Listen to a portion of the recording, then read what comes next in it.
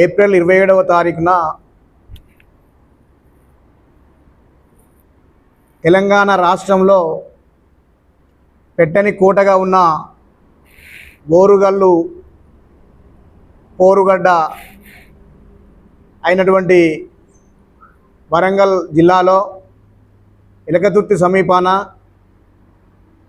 భారతీయ రాష్ట్ర సమితి పార్టీ రజతోత్సవ సభ నిర్వహించడం జరుగుతూ ఉంది. అధికారం కోల్పోయిన తర్వాత గత 16 మాసాలుగా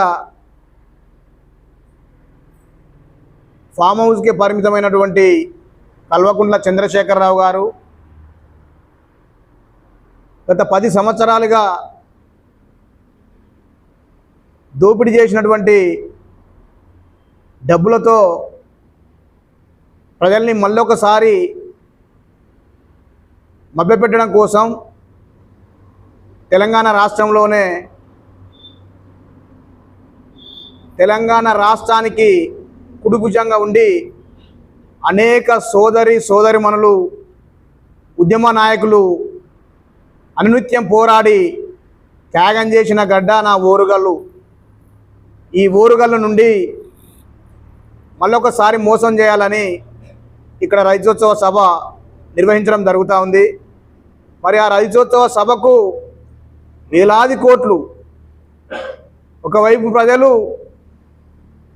కొత్త గవర్నమెంట్లో అనేక సంక్షేమ కార్యక్రమాల్లో పాల్గొంటూ మొన్నటి వరకు దోపిడీకి గురైనటువంటి రాష్ట్రాన్ని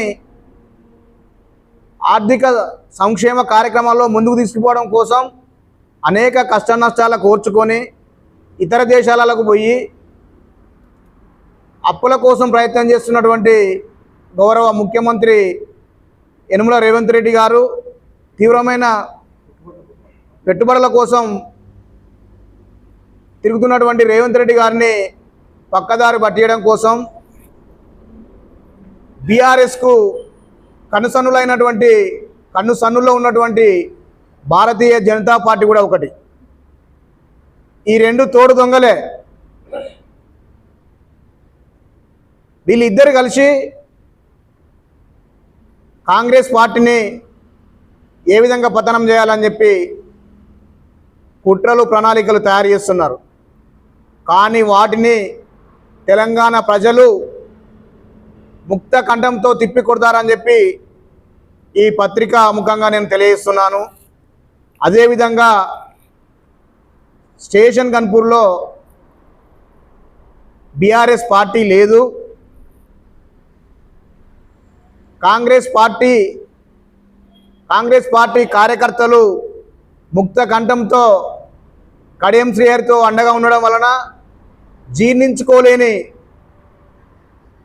రాష్ట్ర నాయకత్వం, అందులో ప్రధానంగా స్టేషన్ గన్పూర్ నియోజకవర్గం దళిత నియోజకవర్గం, దళిత నాయకుడైనటువంటి డాక్టర్ బాబాసాహెబ్ అంబేద్కర్ వారసులైనటువంటి కడియం శ్రీహరి గారి మీద అనేకమైనటువంటి తప్పుడు ప్రకటనలు, తప్పుడు విమర్శలు చేయడం జరుగుతూ ఉంది.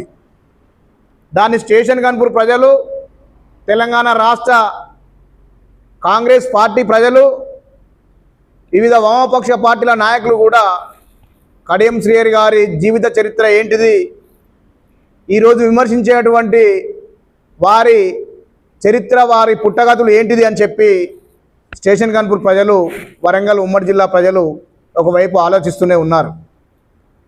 ఈ తరుణంలో స్టేషన్ గన్పూర్ నియోజకవర్గంలో ఒక దళిత ఎమ్మెల్యే ఈ నియోజకవర్గ అభివృద్ధి నా ధ్యేయం అంటూ ముందుకు పోతూ ఉమ్మడి వరంగల్ జిల్లాలో ఏ నియోజకవర్గానికి రానటువంటి నిధులు, ఏ నియోజకవర్గానికి గత 16 మాసాలుగా ముఖ్యమంత్రి అయిన తర్వాత రానటువంటి దశలో స్టేషన్ గన్పూర్కు తీసుకొచ్చి అందరి సమక్షంలో 800 కోట్ల రూపాయలకు స్వీకరించడం జరిగింది.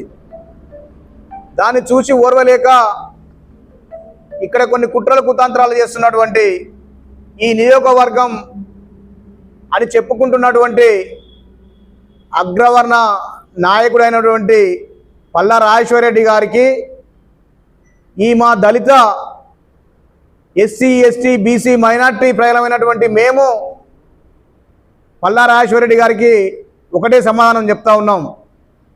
పల్లా రాజేశ్వరరెడ్డి,